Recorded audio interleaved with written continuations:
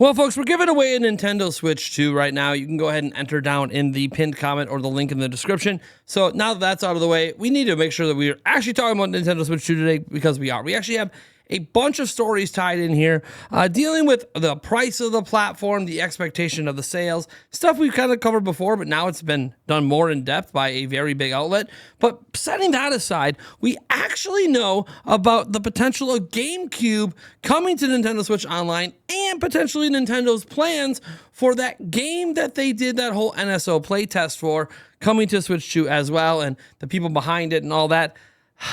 And some unfortunate news about Xenoblade Chronicles Definitive Edition as well, which is what we're going to kick off with, because, yes, you guys probably already figured, Xenoblade Chronicles X Definitive Edition, you see right here on the subreddit announcement, the game has officially leaked. I have glanced around, and it does appear that, well, it's not fully public. It is being passed around in private right now, and there are tons of footage and stuff out there if you want to look for that kind of stuff. Anyway, it says the game is now leaked. We will not allow any discussion of new content until the actual release date.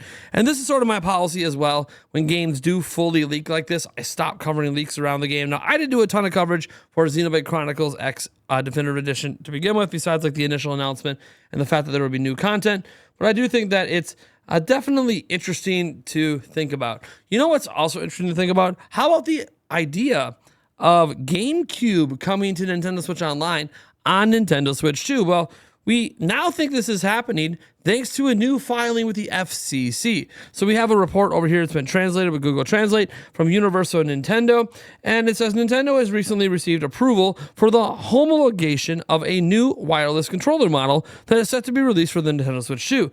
The registration is identified by the FCC ID BKE BEE 021, and it was obtained, well, today, March 14th.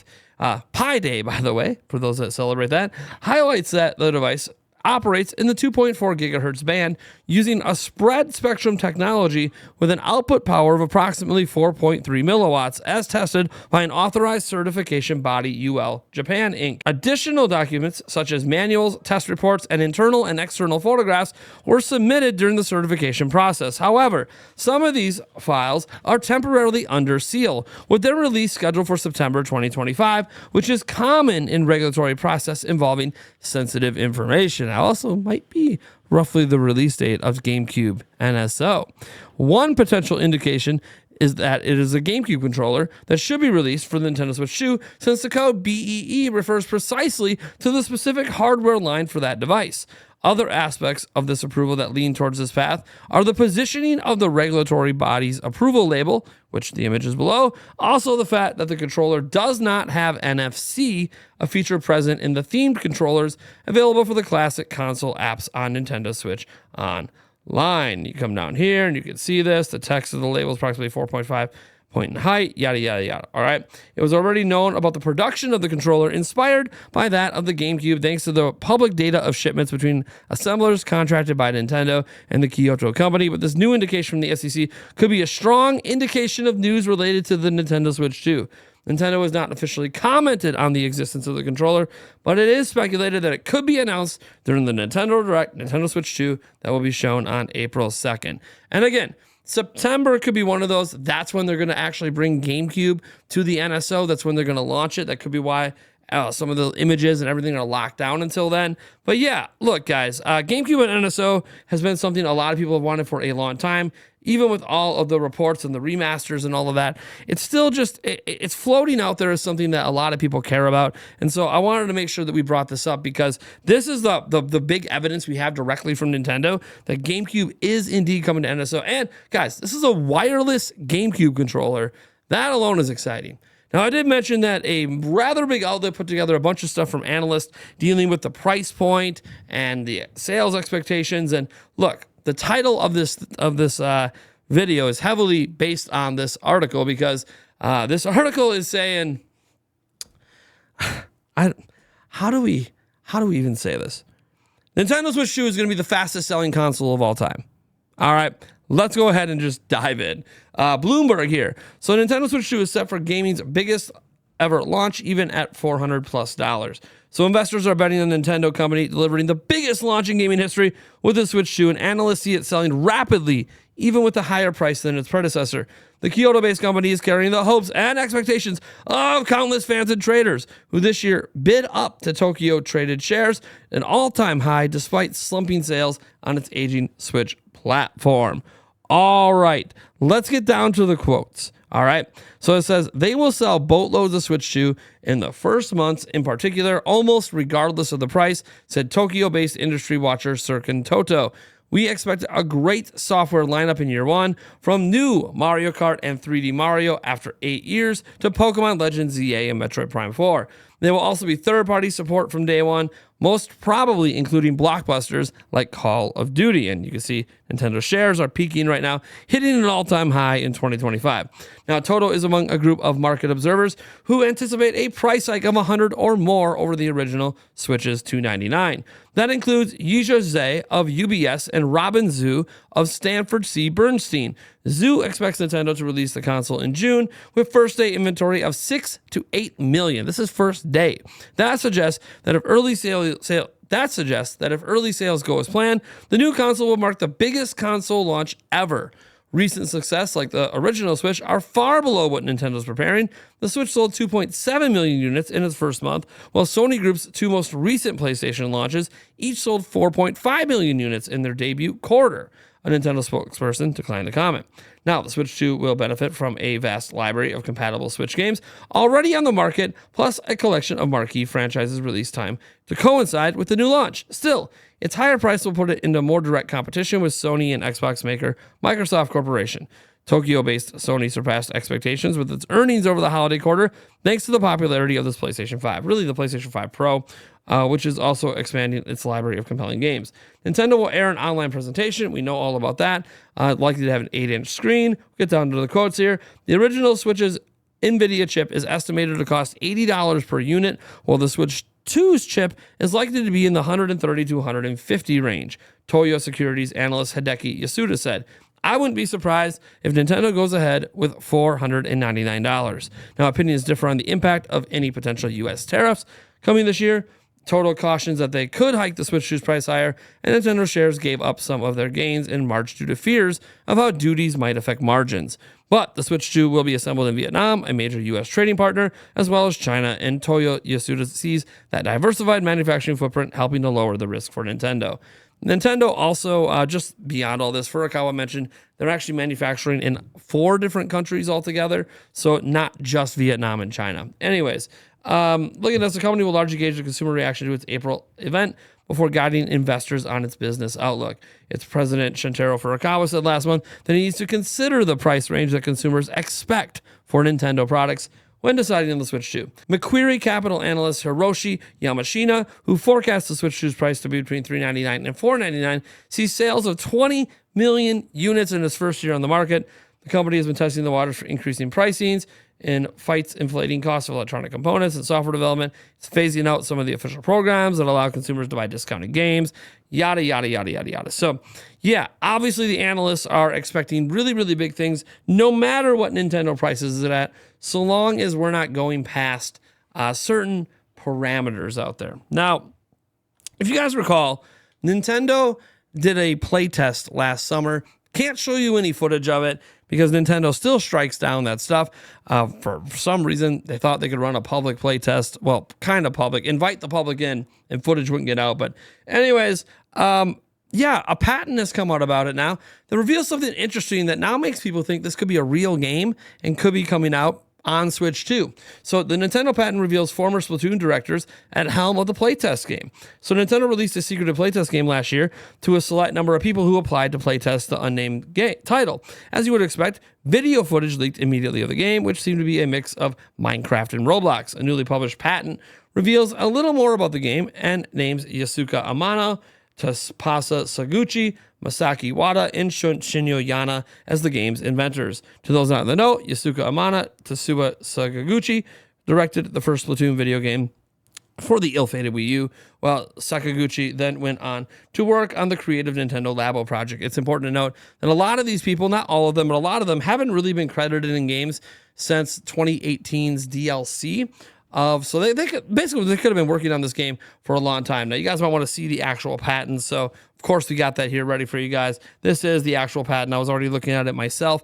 And look, obviously this feels like a game that would be taking advantage of Nintendo Switch 2. Could be cross-platform, of course, with Nintendo Switch as well, especially if it's an online thing. But if you saw video footage of this game, and this is just showing a normal Switch here, which is what the playtest was on, by the way. They did it on Switch. So yeah, you would see that this looks very similar to things that you could do literally within the game. So we know that that's what this game is. This is the game they were talking about. This is the playtest. This is exactly describing things you could do in that given playtest. So look, I think that this playtest is probably going to end up being a real product. I said it at the time. It seemed way too fleshed out to just be your basic, hey, we're just testing the capabilities of our new servers or something.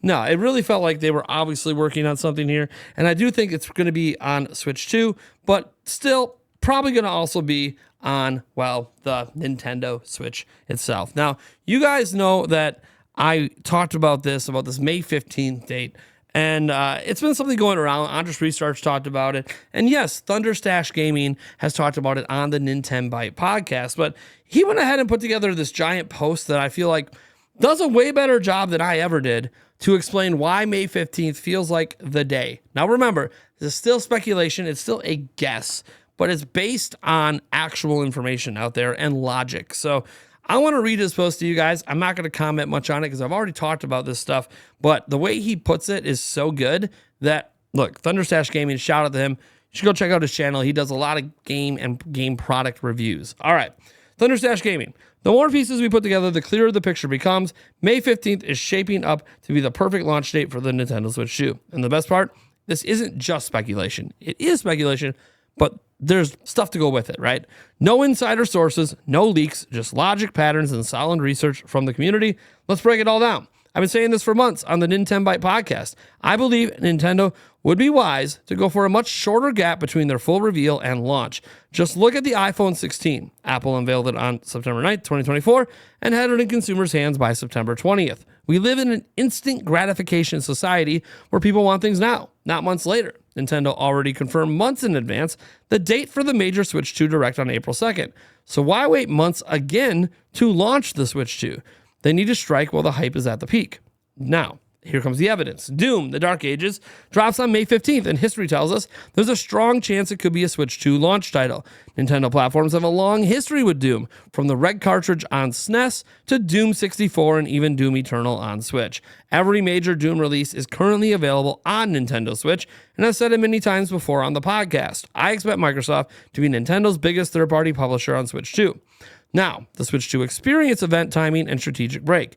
The Nintendo Switch 2 Experience event runs from April 4th to May 11th across major Switch 2 launch regions, including the US, Canada, Japan, UK, and Australia, before taking a 20-day break, resuming on May 31st in Seoul, a region historically excluded from Nintendo's initial console launches. The Switch 1 launched there 9 months later in December of 2017.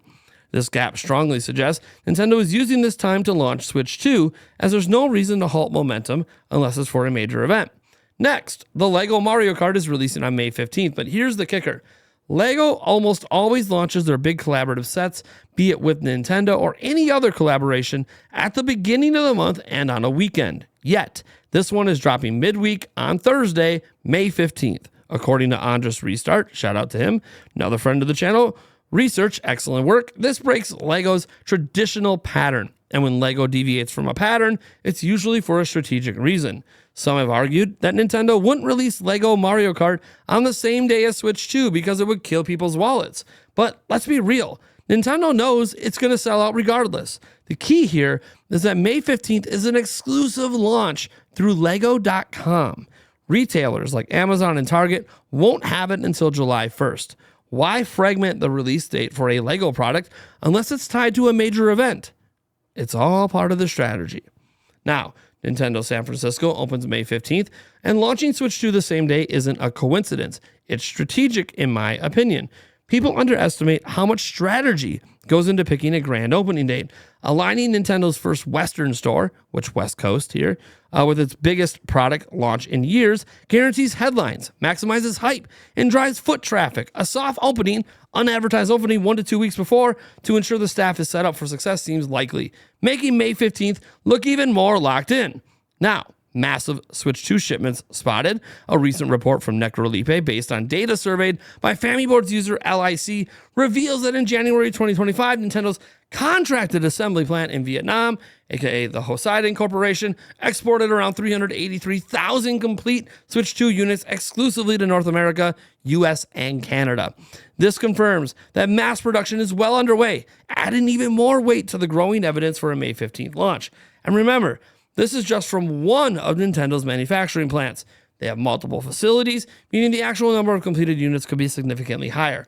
You don't ship out nearly 400,000 units to let them sit in a warehouse that costs Nintendo money and increases the risk of leaks. When it comes to logistics and supply chain management, Nintendo is an absolute boss. These units are moving fast for a reason. Then Donkey Kong Country opens at Super Nintendo World on Thursday, May 22nd, but a Switch 2 is launching then. The last place Nintendo would want fans to be is waiting in line for a console instead of enjoying the park. A May 15th launch date lets Nintendo own the headlines for 2 straight weeks.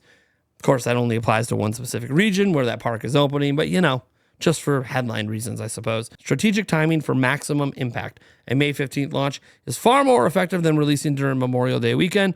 When many are traveling, Nintendo wants to Switch 2 in players' hands as school lets out for summer, ensuring it's taken on flights, road trips, and vacations. This feels organic word-of-mouth marketing as Nintendo's biggest fans, the day one adopters, show off their new console in public, essentially selling the Switch 2 for Nintendo free of charge. This is actually exactly what happened with Switch 1. And have you noticed that May's game release calendar is suspiciously light? Big games tend to avoid launching near a major console release. Right now, May is looking like a ghost town. Maybe that's because the Switch 2's launch lineup is missing. Everything seems to be lining up for May 15th. Couldn't put it any better. Again, still speculation, still a guess. Could still be June. Obviously, could still be July. Could still be September, technically. Although the units being shipped in January kind of say, no, it ain't going to be September. But no later than July, absolutely. But June or May 15th at the earliest. I agree with pretty much everything Stash just said. We'll all find out on April 2nd. Guys, I am Nathaniel Robodance from Nintendo Prime. I want to thank you so much for tuning in. Whew, what a lot we went through today. But you know what? I do this all for you. Catch you in the next video.